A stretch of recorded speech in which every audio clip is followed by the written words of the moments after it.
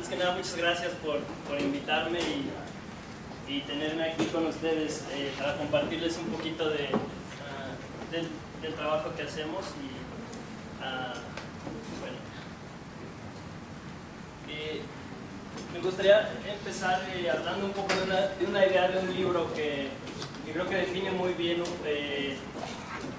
la base de mucho del trabajo que realizo. El libro se llama Program or Be Program, de Douglas Rushkoff, y básicamente es un libro que habla acerca de por qué es importante para prácticamente cualquier persona hoy en día aprender a programar. Y la idea está en, por ejemplo, cuando uno aprende a escuchar, después aprende a hablar, después aprendes a leer y después aprendes a escribir, ¿no? Y lo que está pasando con las computadoras hoy en día es que prácticamente todo el mundo las utilizamos para básicamente cualquier tarea que hacemos hoy en día, desde trabajar, interactuar con personas. Prácticamente las computadoras están presentes en cualquier segundo de nuestra vida, inclusive las tenemos en nuestros bolsillos hoy en día. Y el problema está que, a diferencia de lo que había venido pasando, donde yo aprendo a utilizar algo y después aprendo cómo funciona o aprendo a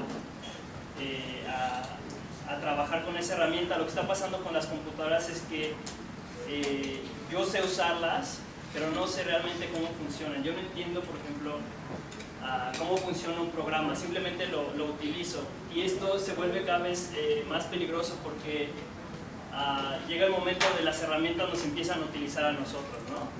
Por ejemplo, uno puede utilizar aplicaciones como Instagram o no sé, cualquier aplicación, ¿no? Y tú ves los filtros, pero realmente tú no sabes cómo opera un filtro, ¿no? ¿Qué secuencia de pasos es los que tú tienes que realizar para que esa foto se afecte o se vea así, se vea tan bonita y tan padre como está, ¿no? Y digamos, a nivel un poco más importante está, por ejemplo, cosas como Facebook, ¿no? Que tú puedes utilizar Facebook todos los días, pero si tú no entiendes básicamente cómo funciona una API de Facebook y cómo puede repercutir en la información que tú subes, cómo la compartes y cómo puede en un futuro perjudicarte o ayudarte, estás perdiéndote mucho del potencial que tendría, ¿no? Si aprendes, por ejemplo, lo que es un lenguaje de programación. Y bueno, más específicamente hablando de arquitectura, ¿qué es lo que tiene que ver la programación con la arquitectura? Pues bastante. Las ciencias de la computación, como fundamento de su razón de ser, estudian la pregunta ¿qué es lo que puede ser eficientemente automatizado? Cualquier tarea que hay hoy en día puede ser estudiada y la puedes descomponer en una serie de procedimientos para eficientarla y automatizarla, y el diseño no es una excepción, ¿no? Y obviamente, bueno, hay otro concepto muy básico que me gustaría dejarles, que es lo que es un algoritmo, ¿no? Un algoritmo es un grupo de reglas que define con precisión una secuencia de operaciones para generar un resultado. Esto es básicamente, las ciencias computacionales se basan en el estudio y la creación de algoritmos que a manera muy sencilla, piénsenlo como una receta, o piénsenlo como sus maestros se los explican cuando están diagramando. Ayer estamos en una revisión que les decían hagan un diagrama. Básicamente lo que están haciendo ahí, cuando están identificando ciertas reglas o parámetros, lo que están haciendo es identificar estas reglas, y después lo que hacen es una serie de relaciones y secuencias para llegar a un resultado. Y bueno, obviamente después tenemos, para poder generar algoritmos relacionados con el diseño, hay que lidiar con varios tipos de información para producir geometrías como resultado, que es, digamos, lo que estamos haciendo aquí en arquitectura, ¿no? Que es crear al final del día formas y geometrías construibles. Entonces, para poder hacer esto, se creó lo que es el campo de la geometría computacional, ¿no? Que es la rama que se dedica al estudio de algoritmos que tratan con temas de geometría. Y estos son básicamente conceptos como son las superficies, NURBS, lo que son los meshes, vectores, todo este tipo de cuestiones con las que ustedes trabajan todos los días. Igual no son tan conscientes porque utilizan programas, no sé, como SketchUp, AutoCAD, 3D Max. Todos estos programas están basados en geometrías computacionales. Son algoritmos de geometría computacional básicamente. Entonces lo que ustedes hacen al utilizar un comando es un algoritmo que alguien más programó para que ustedes lo utilicen como una herramienta de diseño. Entonces el potencial que a ustedes les da involucrarse un poco con estas metodologías es que ustedes pueden diseñar sus propias herramientas y no están condicionados a lo que alguien más diseñó para que ustedes utilicen. Y pueden automatizar tareas de diseño más específicas a sus proyectos. Y bueno, hoy en día es más importante que nunca porque el diseño está informado por una enorme cantidad de datos y restricciones que solo bajo esquemas de diseño paramétrico es posible manejar todas estas relaciones. Esto no quiere decir que antes no existieran parámetros, siempre han existido parámetros, siempre han existido variables que tienes que tomar en cuenta para diseñar. Pero hoy en día tienes más conciencia del valor de datos y cada vez los proyectos se vuelven más complejos e interactúas con más personas, con fabricantes, estructuristas, diseñadores, y cada vez los proyectos se vuelven más complejos y con más información que puedes tú utilizar. Inclusive hoy tenemos programas que pueden hacer análisis de distintas circunstancias, como análisis estructurales de elemento finito o análisis de incidencia de radiación solar, todo este tipo de datos que son masivos y cada vez se vuelve más complejo y difícil organizarlos y relacionarlos de manera como se hace tradicionalmente, ¿no? Y bueno, esto da origen al desarrollo de estrategias de diseño paramétrico, ¿no? Que son fundamentalmente la generación de geometrías o información que surgen a partir de un set inicial de parámetros y la programación de relaciones que hay entre cada uno. Y bueno, este es básicamente el paradigma que existe, ¿no? Antes, o bueno, como estamos acostumbrados nosotros a concebir el diseño es más de una manera estática, que quiere decir, yo por ejemplo cuando diseño algo, yo defino explícitamente, este muro puede medir 10 metros, este mide 15, este mide 5, y hago ese tipo de trabajos, aunque lo haga de una manera digital en la computadora, sigue siendo una manera, ¿cómo decirlo?, manual o explícita, donde yo tengo que poner ese input, y cuando yo lo quiero cambiar tengo que rehacer todo. Es decir, la información que había generado antes se vuelve obsoleta y tengo que regenerar toda la información. Cuando estás trabajando con estrategias de diseño paramétrico, lo que se vuelve es, tienes modelos que son dinámicos, donde, por ejemplo, las dimensiones, no sé, de esta planta se vuelven variables, ¿no? X y Y. Entonces, si yo quiero hacer algún cambio en mi variable X, este modelo se ajusta a esta nueva dimensión y es dinámico en el sentido de que yo puedo relacionar, por ejemplo, el número de pisos con el ancho que crece mi planta, ¿no? Quiero decir, si tengo 3 niveles, mi planta puede ser de 100 metros cuadrados, pero si crezco más verticalmente, mi planta puede ser más pequeña. Y yo puedo hacer una serie de relaciones que tengan esas dos variables relacionadas, y en base a eso respondan mis geometrías. Una manera más sencilla de explicarlo sería con un diagrama como este, que es, por ejemplo, este tipo de arquitectura. Estas son las torres de MAD, que las acaban de construir, se terminaron hace medio año, me parece. Pero tú puedes entender de una manera muy sencilla cómo este tipo de geometrías o de arquitectura se compone, si puedes descomponerla en sus elementos. Por ejemplo, si tú entiendes esto como que es únicamente una planta que es una elipse y tienes operadores, los operadores serían en este caso, imagínenselos como funciones que hacen cambios sobre un componente. Como si yo tengo ese componente elipse y yo tengo un operador que lo está desplazando en el eje Z, lo que estoy haciendo es repitiendo ese elipse hacia arriba, y después puedo tener un operador de rotación que lo que está haciendo es girando estas elipses en el plano XY, por así decirlo, y también lo puedo estar escalando en una dimensión en el eje X.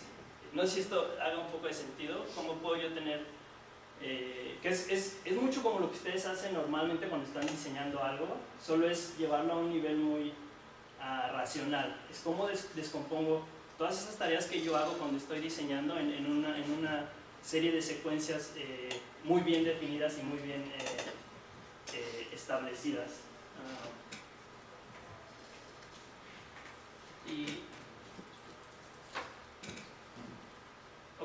Bueno, les quiero enseñar un poco.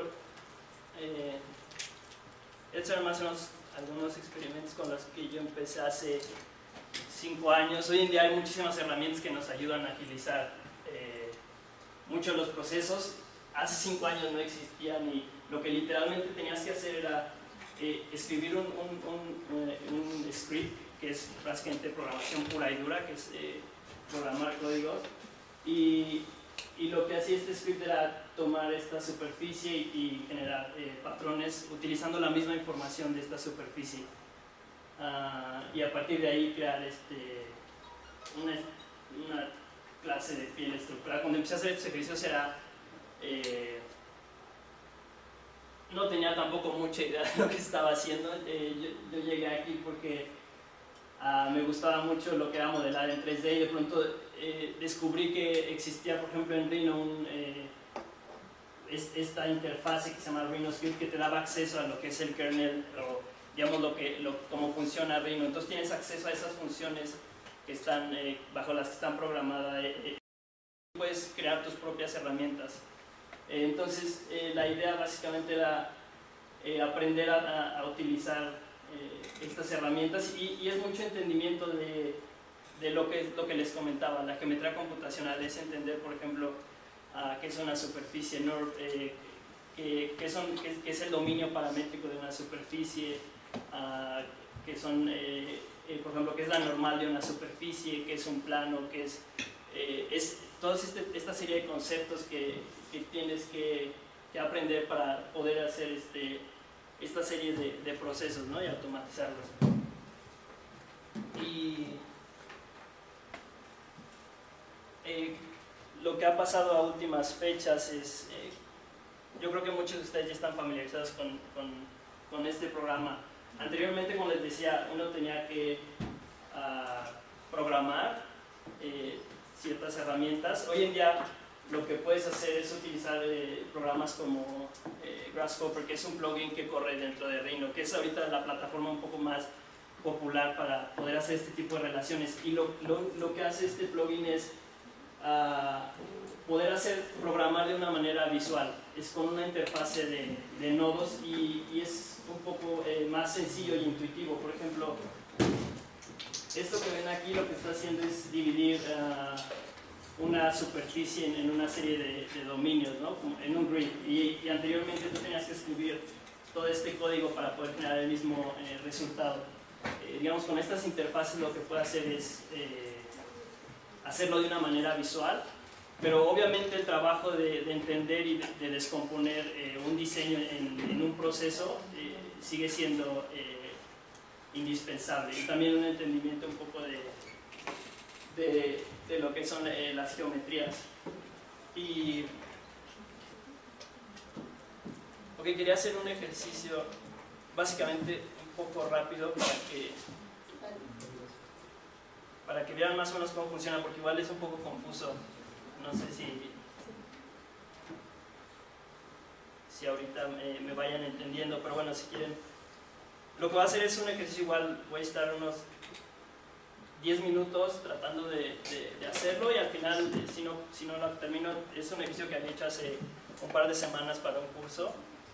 Podemos ver el ejercicio completo para que lo entiendan, pero es un poco enseñarles un poco de lo que se hace día a día en la oficina donde estaba trabajando, que era generar modelos de estudio paramétrico, por ejemplo, desarrollar una cubierta o estudiar pieles o cosas de ese estilo. Entonces, bueno, en este caso voy a tratar de reproducir un poco esta geometría, que es la cubierta de un puente, y la idea es que ustedes vean un poco el tipo de relaciones que tienes que hacer entre geometrías para poder generar ese tipo de diseños, por así decirlo. Entonces lo que voy a hacer es, voy a empezar con un punto y voy a empezar a desplazar este punto en distintas posiciones para empezar a establecer ciertos parámetros para definir, por ejemplo, la altura o la dimensión que podría tener este objeto. Entonces, cómo funciona este software es, yo llamo lo que son parámetros, que básicamente están en esta pestaña, y un parámetro es como en programación lo que se entiende como una variable, es algo que puede estar cambiando y que puedes tú utilizar para ejecutar funciones, que en este caso serían componentes. Piense es como una cubeta, entonces yo puedo tener un círculo y lo guardo en una cubeta y el día que quiera ocupar el círculo voy a esa cubeta y ahí tomo ese círculo. Por ejemplo, voy a empezar, hay parámetros para cualquier tipo de geometría. Voy a empezar con uno, por ejemplo, de un punto y lo voy a referenciar al punto que tenía aquí originalmente en mi viewport. Y a partir de ahí voy a empezar a crear este tipo de relaciones que les menciono. Voy a empezar por desplazar este punto hacia arriba, entonces llamo un componente que se llama move, que lo que hace es obviamente mover un componente. Este componente, si se dan cuenta, me pide inputs, que es como funciona en programación. La programación, cuando tienes una función, siempre te va a pedir un input, que es algo con lo que tiene que trabajar, y como resultado siempre te va a arrojar un output, ¿no? En este caso, por ejemplo, este componente me está pidiendo para trabajar que yo que le indique una geometría que va a ser la que voy a desplazar. En este caso sería, por ejemplo, este punto, y después me pide un vector, y en este caso voy a llamar un vector en Z, que es porque lo va a mover verticalmente. Entonces,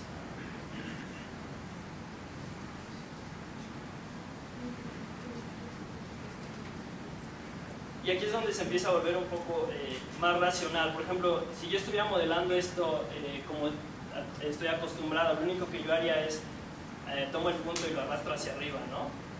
Cuando estás tú programando algo, tú necesitas ir un paso más allá y decirle, yo no puedo en la computadora decirle, bueno, es hacia allá, sino que específicamente tengo que indicarle con cierta información qué es lo que voy a hacer. En este caso yo le tengo que decir, ok, voy a mover un objeto y me está diciendo, ok, lo va a mover, pero ¿hacia dónde? Entonces yo tengo que ser más específico, decir, lo vas a mover en un vector en Z, ¿no? Y después, ok, voy a llamar lo que se llama un slider, que es un valor numérico para indicarle la cantidad, ¿no?, que lo va a desplazar. Y, ok.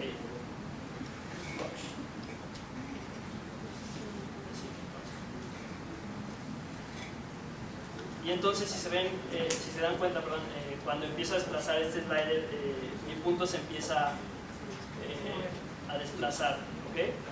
Entonces, esto ya se vuelve dinámico, porque yo en cualquier momento de mi proceso de diseño puedo cambiar este valor, y esto va a ajustar todas mis geometrías en base a ese valor. Entonces, ok, voy a ir un poco más rápido aquí para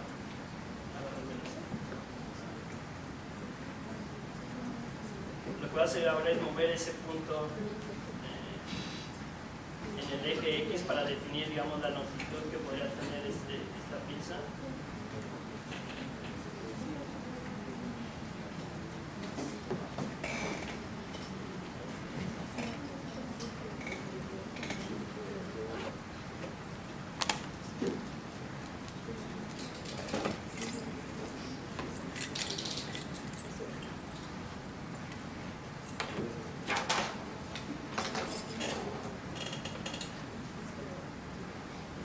Y lo va a mover también en el sentido contrario. Y aquí, como quiero que vaya en el sentido negativo, voy a usar, por ejemplo, una fórmula matemática, que es algo que también puedes utilizar. Entonces, quiero decir, el valor numérico que entre a mi campo es f, multiplícalo por -1.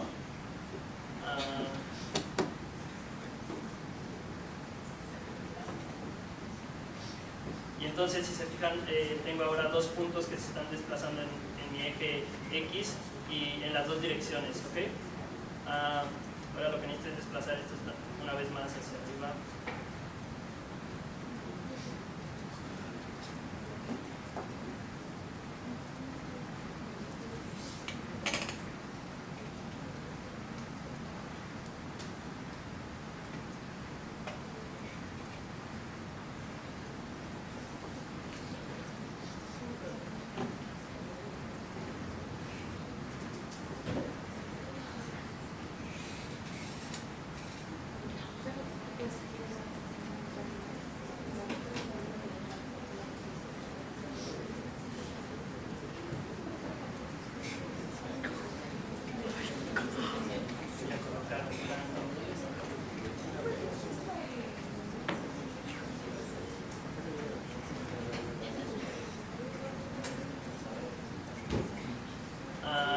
empezar a colocar geometrías para empezar. Lo que yo quiero hacer es definir un perfil inicial.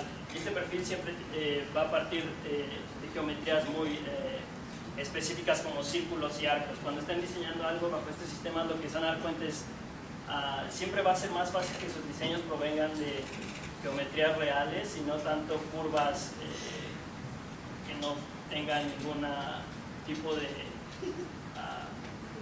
realidad construible.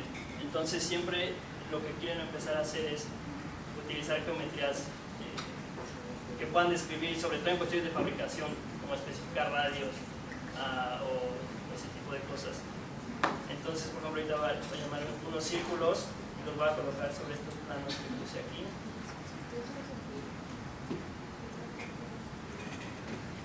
Y estos círculos van a tener este radio que especifiqué en esta distancia. Entonces, si se fijan, esto está un poco relacionado. Y ahora lo que voy a hacer es crear un arco tangente entre estos dos círculos.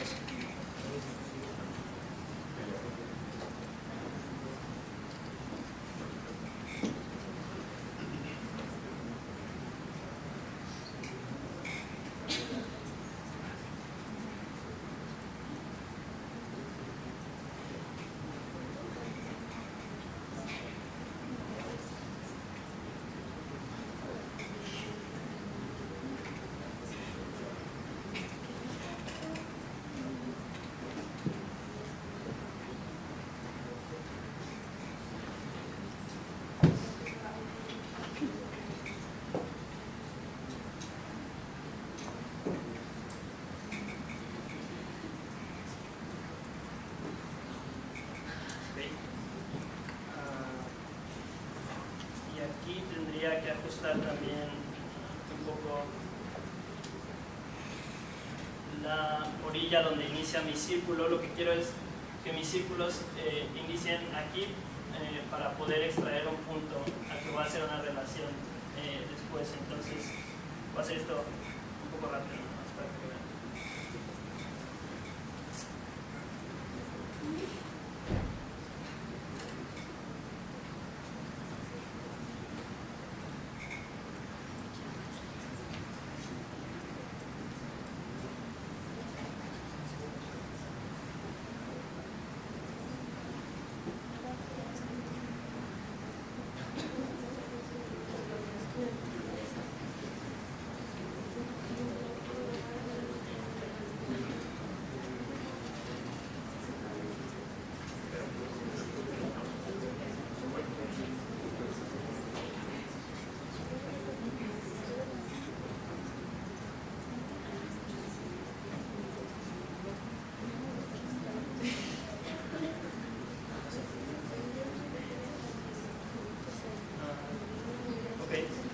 Y ahora lo que quiero encontrar es la intersección, por ejemplo, entre lo que tengo aquí abajo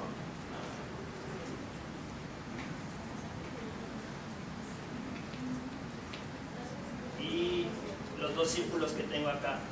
Entonces igual, lo único que está haciendo es llamar funciones que ya vienen preprogramadas en este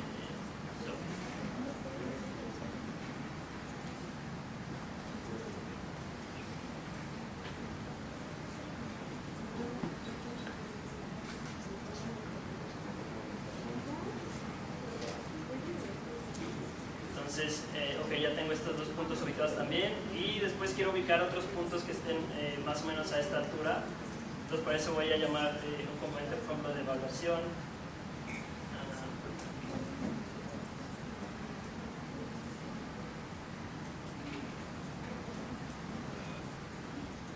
Y voy a poner un valor. Imagínense que lo que hace este componente es evaluar, te ubica un punto entre un dominio que va, por ejemplo, de 0 a 1. Entonces, por ejemplo, si yo desplazo este slider, se van a dar cuenta, por ejemplo, si voy a punto 25 es una cuarta parte de mi círculo. Entonces, me lo va a colocar en esta posición que está aquí, ¿no?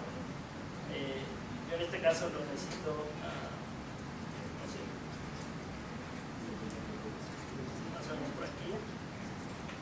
Y voy a hacer lo mismo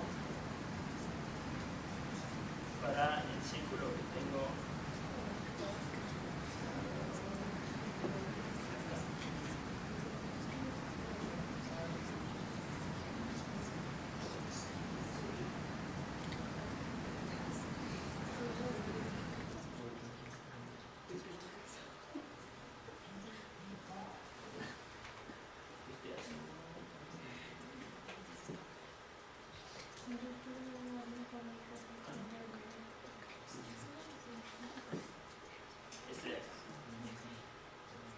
Ok, entonces ya tengo estos 3 puntos localizados de cada lado, ¿no?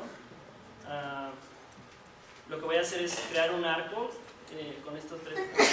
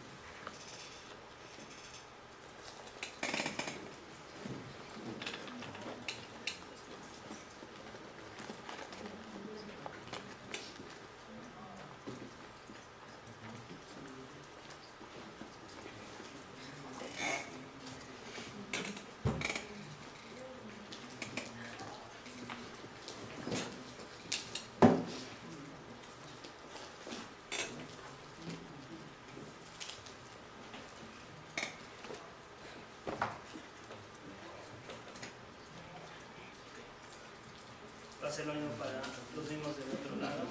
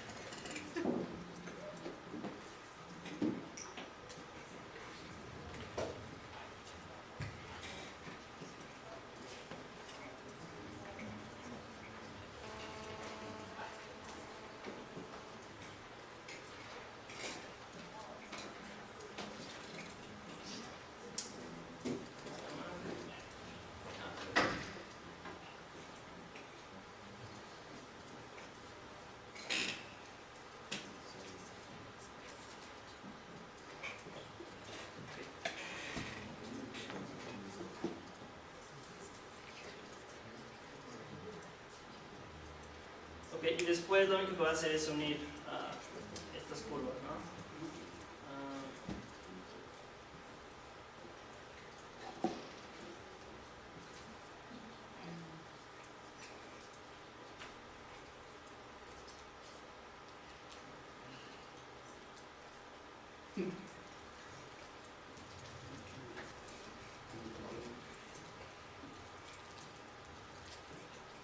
Y básicamente tenemos, por ejemplo, este perfil que al yo jugar con los distintos parámetros que tengo, puedo alterar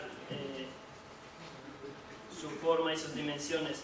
Esto solo quería enseñar más o menos este tipo de relaciones, cómo funcionan, y bueno, la idea más o menos cuando tienes un modelo un poco más completo es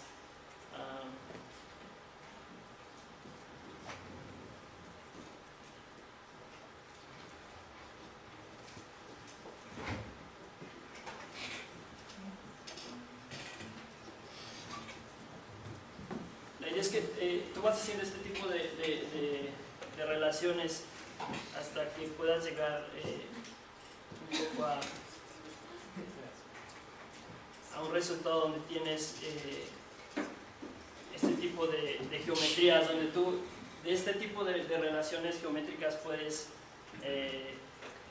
ponerse más o menos la definición completa.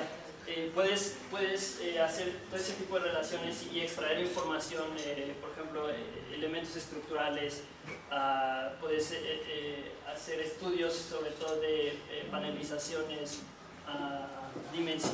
dimensionar, sacar distintas áreas. Por ejemplo, aquí tenía unos componentes que te permitían visualizar, por ejemplo, el número de superficies que tienes con cero curvatura, es decir, que no son superficies con torsiones, porque digamos en este caso si fuera a hacer una cubierta de cristal, lo que tú tienes que evitar es tener cristales con torsión, porque se pueden fabricar, pero son exponencialmente más caros y exponencialmente más delicados. Entonces lo que tú siempre vas a querer es buscar una forma donde puedas describir tus geometrías y mantener, por ejemplo, este tipo de situaciones que sean o curvaturas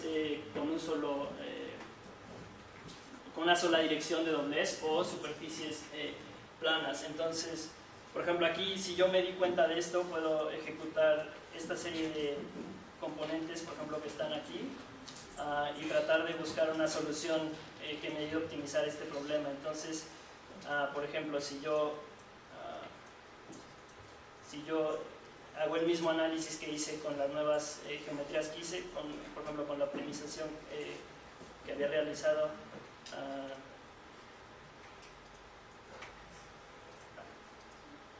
por ejemplo, puedo ver, aquí ustedes ven, por ejemplo, las superficies azules son las superficies que son planas, es decir, que podrían ser un cristal normal.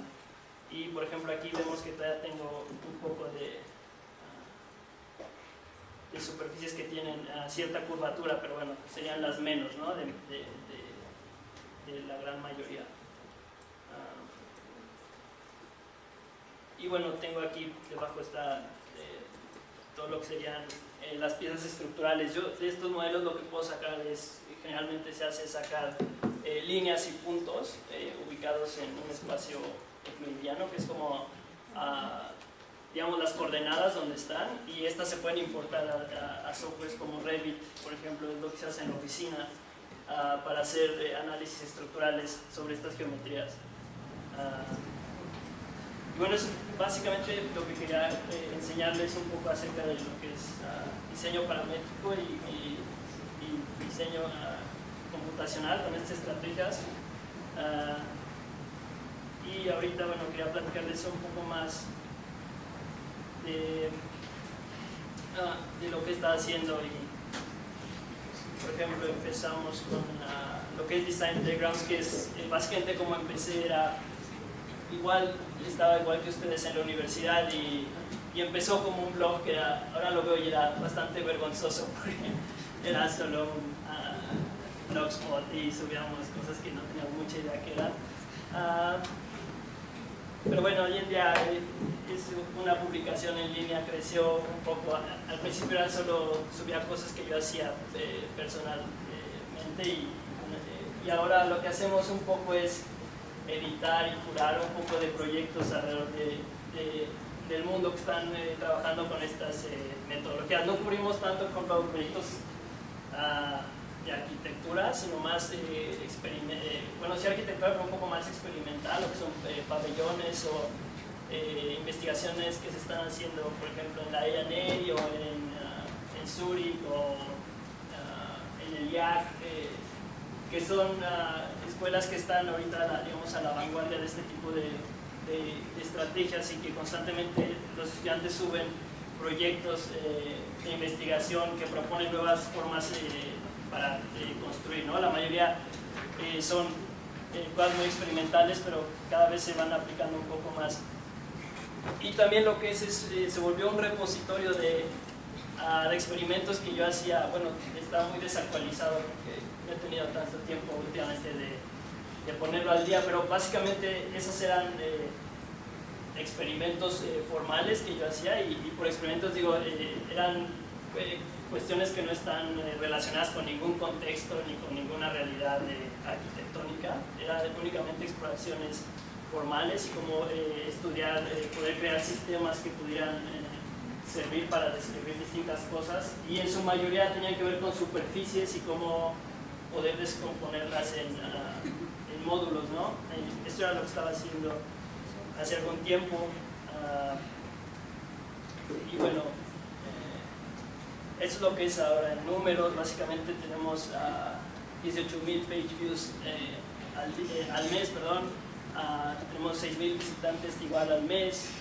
Se han publicado alrededor de 450 artículos, y bueno, hemos dado 15 talleres en Europa, sobre todo en España, y aquí en algunas universidades en México. Y por ejemplo, se han descargado 28,000 veces este tipo de... porque lo que tenemos ahí subido son un poco de scripts y definiciones como la que vieron ahorita, que la gente puede usar y puede reinterpretar o modificar o ese tipo de cuestiones. Y tenemos alrededor de 28,000 descargas, entonces la gente sí las utiliza. Y tenemos al menos 25 proyectos rastreados que se han construido donde en algún punto utilizan una u otra de estas herramientas. Inclusive la han utilizado, por ejemplo, diseñadores para crear lámparas, cosas que no te hubieras imaginado tú que podían servir. Y es divertido ver un poco que el trabajo que tú haces cuando lo compartes, hay gente que le puede interesar y que lo puede reinterpretar y aprovechar. Y es algo que sí me gustaría como motivarlos un poco a que si ustedes tienen algún interés, que lo publiquen. Muchas veces siempre dicen que deberías de estar haciendo el tipo de cosas por las que lo harías de gratis. O sea, este tipo de cosas yo lo hacía no porque me las pagaran, no porque alguien me fuera a dar algo, sino porque simplemente era lo que a mí me gustaba, y eventualmente eso te va redituando. A mí me ha dado, por ejemplo, esta plataforma a mí me ha dado muchas cosas, y por ejemplo una fue acabar trabajando aquí, ¿no? Yo ni siquiera fue algo que lo tenía como una meta. Para mí siempre era como trabajar para alguien es algo que no me hubiera, que nunca me gustó, ¿no? Pero llegó la posibilidad precisamente porque tenía esta plataforma y tenía este tipo de investigación, por así decirlo. Y me contactaron para un proyecto que estaban realizando en ese entonces, como hace 2 años y medio. La oficina, bueno, siempre ha sido una oficina que se caracteriza por tener geometrías muy exuberantes y muy vanguardistas, pero hasta la fecha muchos de estas geometrías tenían que acudir a consultores, y en ese entonces la idea era poder tener in-house, tener gente que pudiera generar todo este tipo de trabajos. Bueno, Moxie me pidió que les platicara un poco la experiencia de trabajar en este tipo de oficinas, que sería algo que les puede interesar. Bueno, les puedo decir que la palabra que mejor lo describe es que es muy intenso.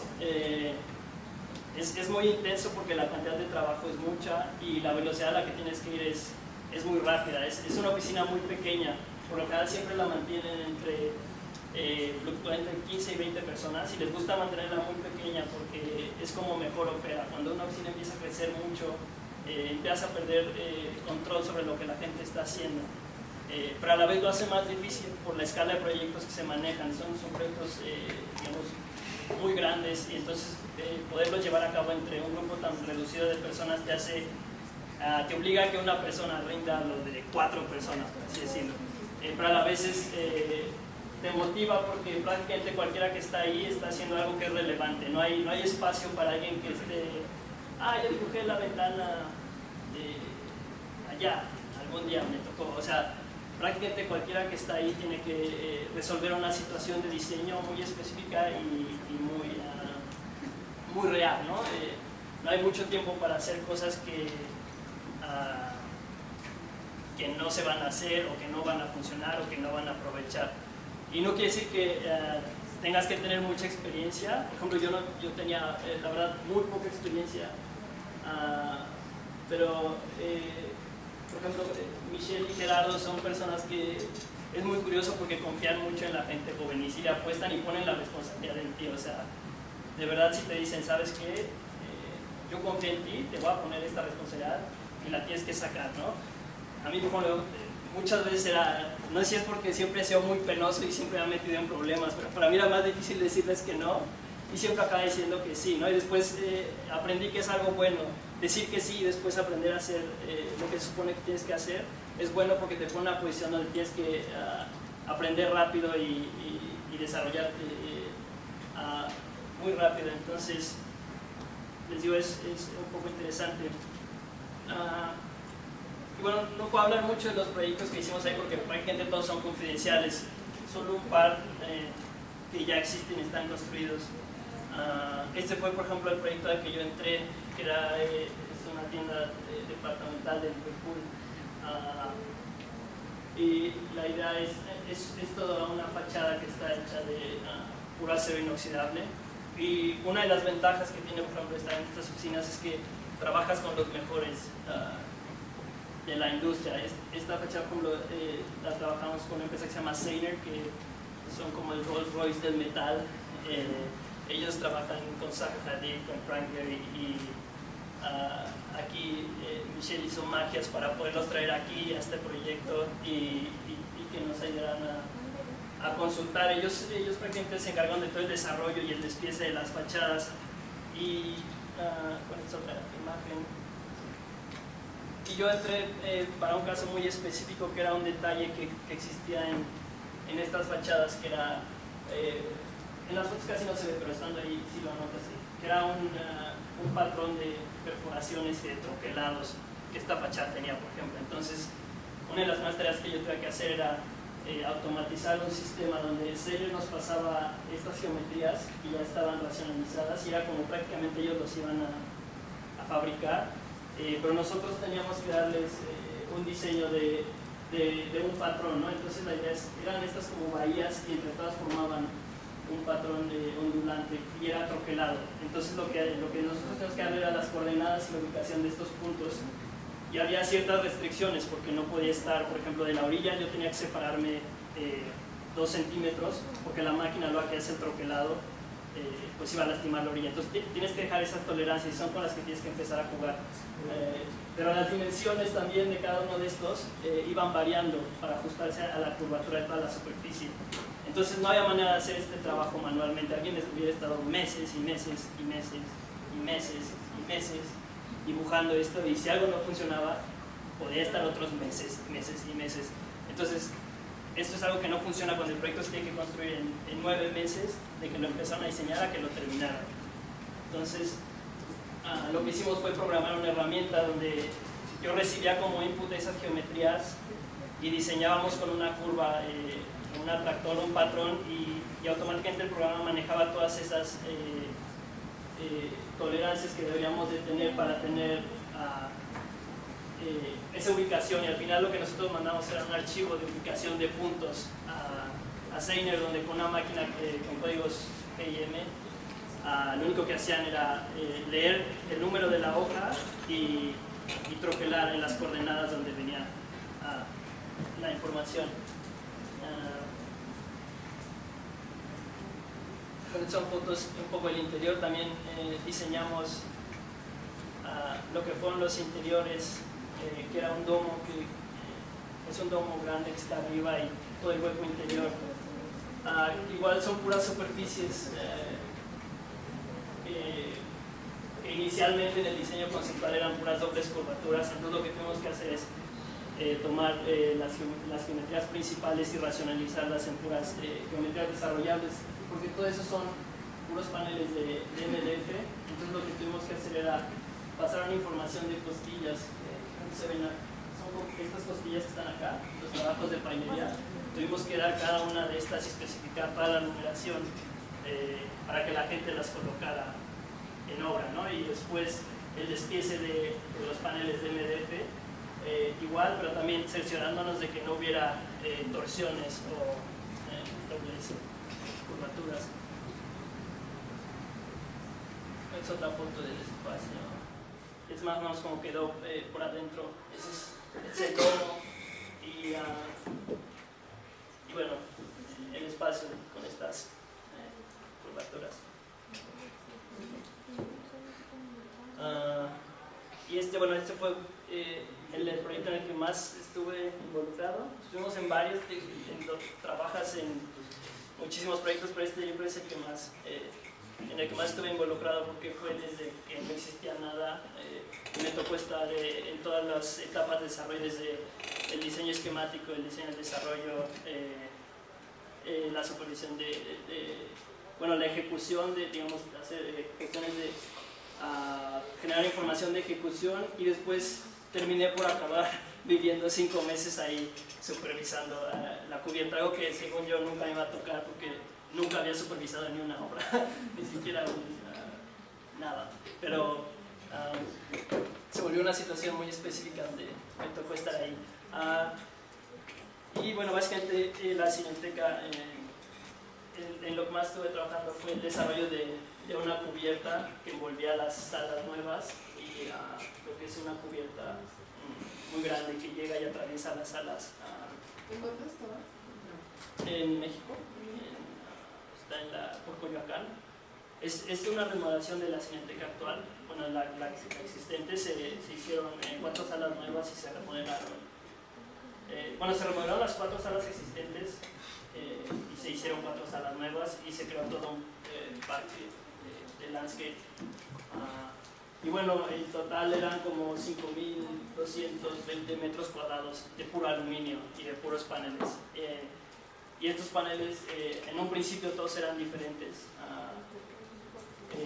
Y después nos dimos cuenta que el fabricante tenía métodos un poco más tradicionales para fabricar, que es una de las cosas que les gusta mucho en la oficina, que es cómo investigar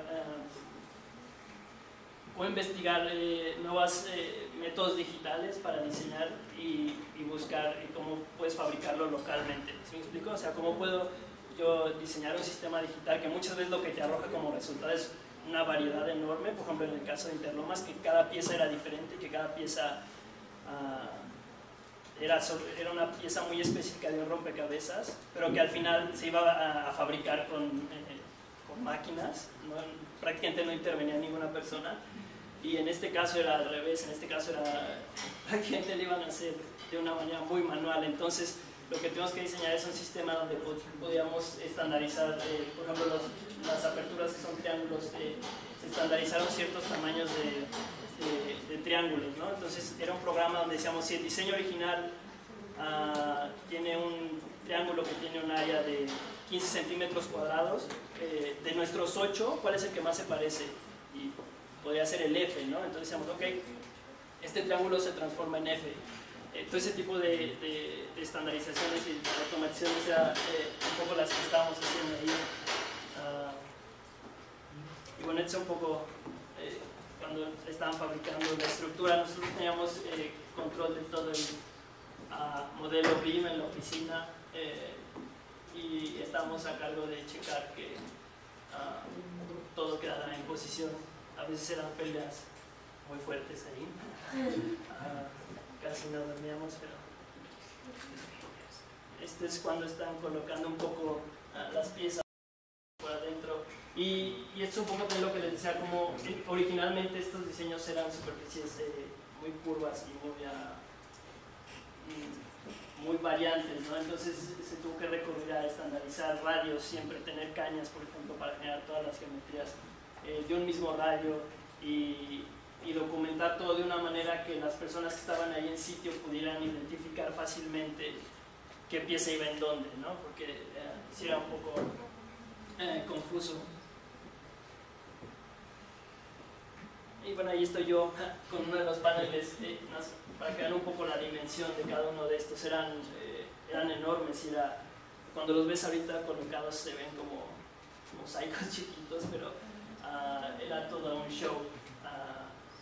Porque cada uno tenía obviamente un número, que era como un número de bahía, un número de fila y su número dentro de esa fila, ¿no? Así era como los teníamos ubicados, y así era como la gente podía rápido decir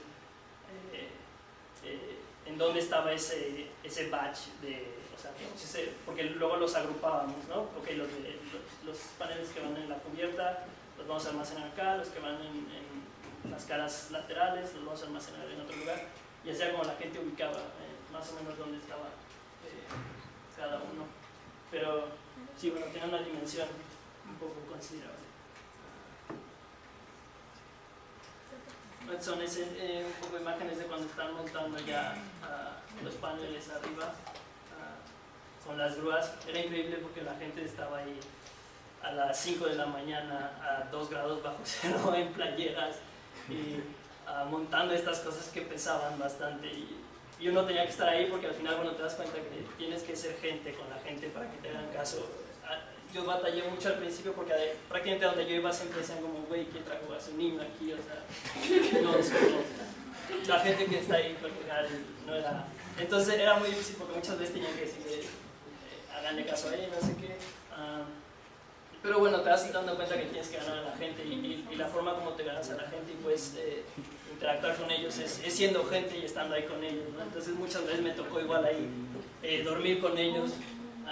No subía paneles porque era malo, lo intenté un par de veces, pero por lo menos era estar ahí y estar con la gente, ¿no? Y también supervisando.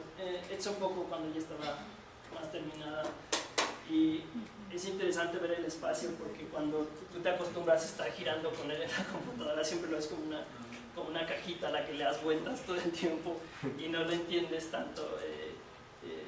Y cuando estás ahí, el espacio es un poco más imponente y las dimensiones te das cuenta que son más grandes de las que te imaginabas. Bueno, fue una experiencia divertida. Y bueno, son imágenes cuando está un poco más terminada de las salas nuevas.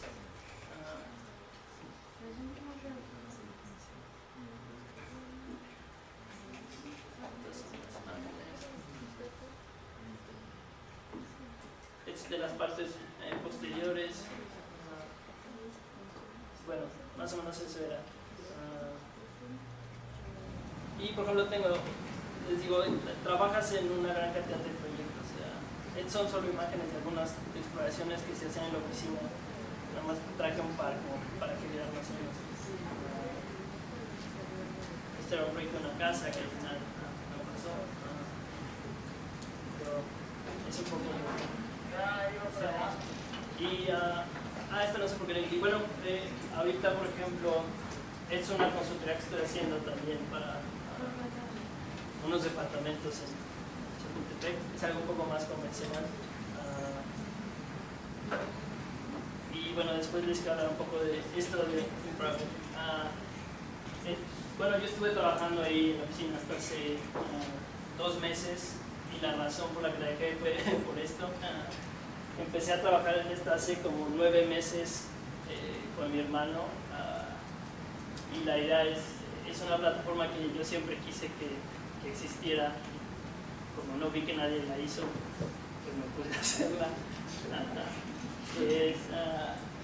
Básicamente lo que queremos hacer es una manera donde la gente pueda aprender estas metodologías, pero muy enfocado a lo que es realmente llevarlas a una realidad constructiva, porque actualmente hay muchas páginas, cosa que no pasaba hace 5 años cuando yo empecé. Gracias a Dios hay muchos blogs, hay mucha información, hay mucha gente que está trabajando en esto, pero mucho de lo que ves allá afuera pues son cosas que están muy experimentales, y la gente que está realmente construyendo estas geometrías y realizando estas tareas pues está obviamente muy involucrada en lo que está haciendo, ¿no? En sus tareas de proyectos y oficina. Entonces yo empecé a trabajar en esto por las noches, trabajaba 12 horas y 3 horas llegaba a trabajar un poco en esto, hasta que se vuelve el punto donde tienes que tomar una decisión de qué es lo que quieres hacer y qué crees que es lo que te va a ayudar. Y para mí creo que era el punto donde ya había aprendido lo suficiente acá, y creo que es cuando ya te deja de dar miedo a algo, es cuando tienes que hacer otra cosa que te dé miedo. Por ejemplo, aquí en la oficina yo la pasaba increíble, al final hubo lágrimas cuando salí, porque me gustaba mucho y era muy... llegó, o sea, lo dominaba y me gustaba mucho estar ahí, era un espacio que sí me aprendía todos los días, pero creo que llegó el punto donde dije, bueno, puedo seguir aprendiendo, tratando de desarrollar esta plataforma, y les cuento un poco más o menos de qué se trata. Es más o menos la landing page que va a existir, y es muy sencilla, es un modelo que no es nuevo, vamos a hacer un tipo de cursos o screencasts que se dediquen a enseñar este tipo de metodologías y de estrategias, pero muy aterrizadas en cómo puedes construir. Por ejemplo, uno de los cursos va a ser por ejemplo, sistemas de fabricación digital, cómo puedes panelizar superficies, cómo generas documentos de fabricación que un fabricante puede leer, cómo puedo hacer estudios de massings a nivel esquemático. Por ejemplo, cuando están desarrollando proyectos iniciales, cómo puedo hacer exploraciones rápidas de massings, y cómo puedo presentarlas de una manera, y cómo puedo organizar mi modelo en 3D por layers, y cómo puedo eficientar ese trabajo entre varios elementos, ¿no? Otro puede ser cuestiones que tienen que ver más con BIM, cómo organizo un modelo en 3D, cuáles son los layers básicos que debo tener para llevar un control de un modelo maestro, o cómo debo partir un modelo en varios submodelos y hacer como lo que se llaman workstations para referenciar varios modelos. Obviamente muchas cosas que tienen que ver con, por ejemplo, con Grasshopper o scripting, ese tipo de cosas es lo que queremos hacer. Y esta es un poco la página de los cursos, donde la idea es cada mes vamos a sacar un curso nuevo, y la idea es ir preguntando a la gente qué es lo que le interesaría más. Estamos viendo,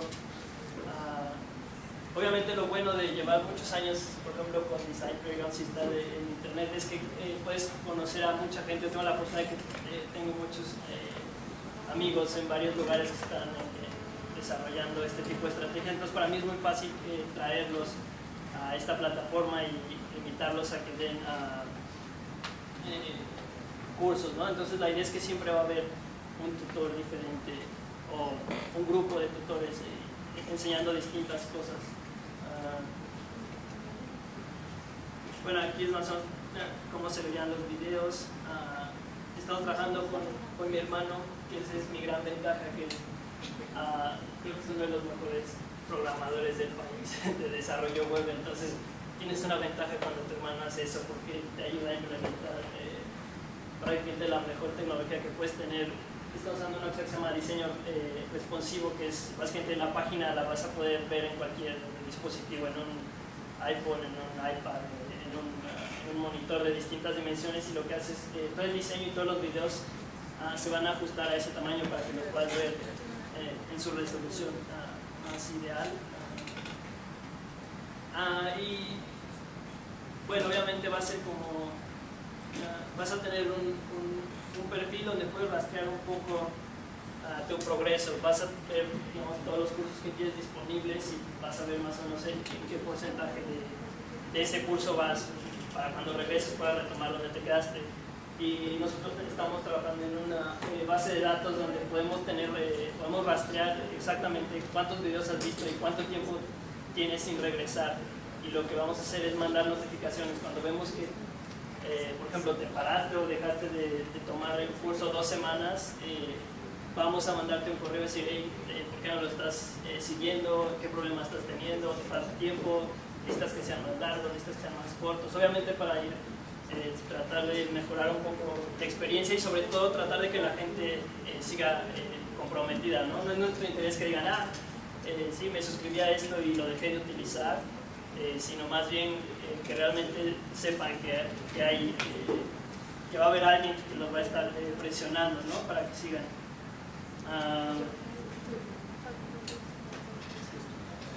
Bueno, eso es básicamente lo que es la página, y no sé, ahorita solo tengo como unos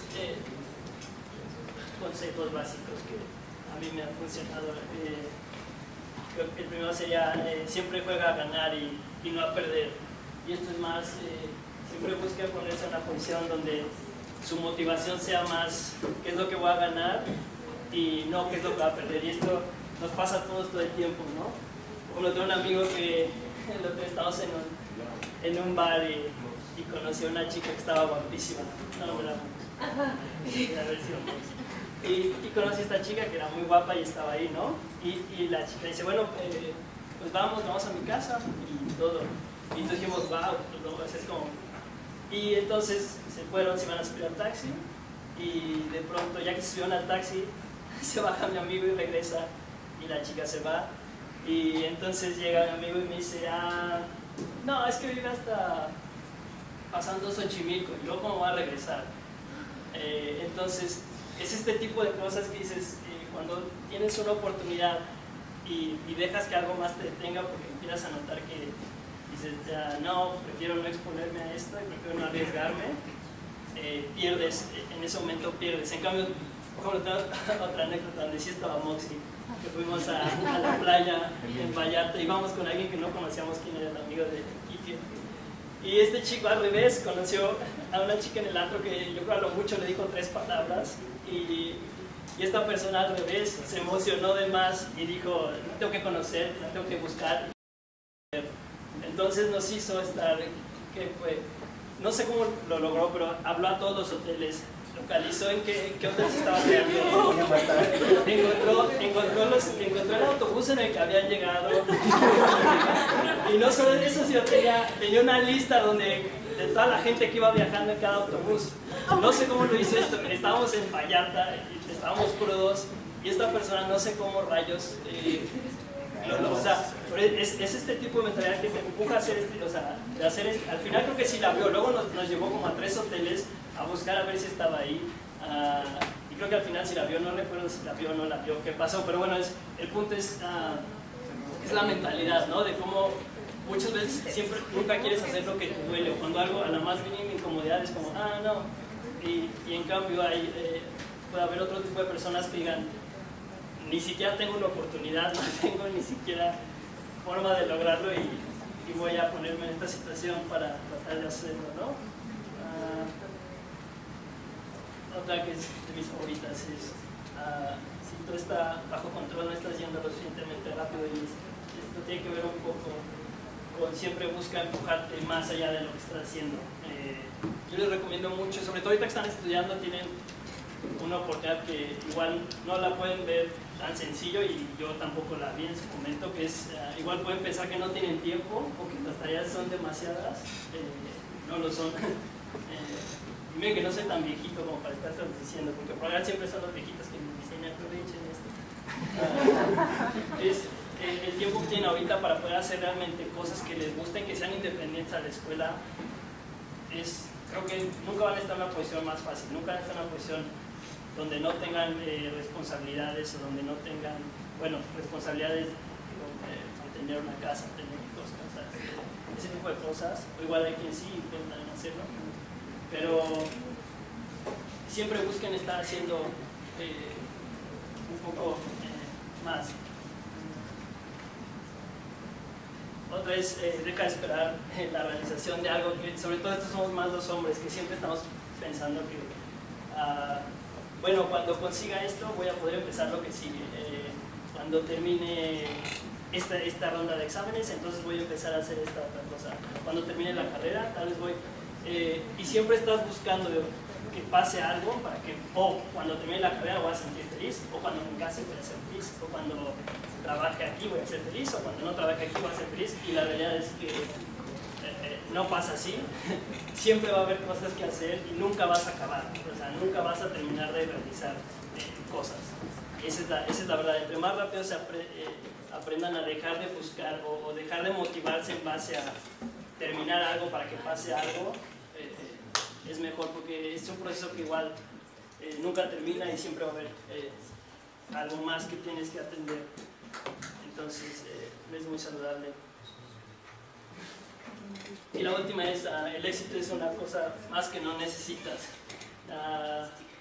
y esto yo lo aprendí de la manera también difícil, que yo me doy cuenta, por ejemplo, cuando lograba cosas, siempre tiendes a pensar de, cuando esto pase, voy a ser feliz y esta felicidad va a durar para siempre, este tipo de cosas, y te das cuenta que no. Un buen día te levantas y dices, me siento igual de basura que hace 3 meses, y esto no importó.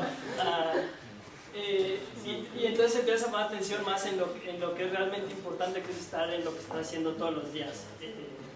Cuando ustedes, les recomiendo mucho que todos los días que se levanten es como estén muy conscientes de qué están haciendo y por qué lo están haciendo. Decir, ok, voy a la escuela, ¿por qué voy a la escuela? ¿Qué es prácticamente lo que me están enseñando aquí? Y si no me lo están enseñando, exijan que se los enseñen, y si no, busquen en dónde más también pueden aprenderlo. Pero siempre estén motivándose, y estén muy presentes en lo que están haciendo en ese momento. No pongan, sobre todo cuando eres muy chico, lo haces por años, ¿no? Si me dices, bueno, es la primaria, pongo como un autopilot de aquí a 6 años porque sé que esto es lo que voy a estar haciendo, y no cuestiono mucho lo que está haciendo en el día a día, y te das cuenta que pasan 5 meses y dices, no tengo mucho que mostrar por estos 5 meses porque todos los días me levanto y no estoy consciente de realmente qué es lo que está haciendo.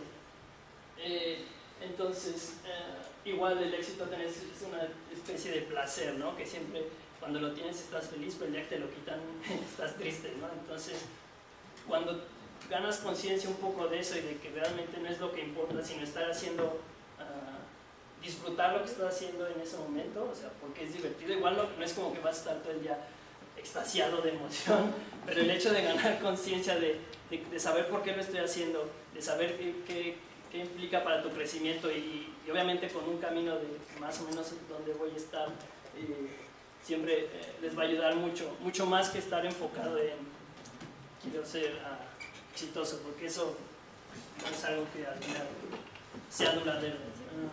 Y creo que sería todo. Muchas gracias.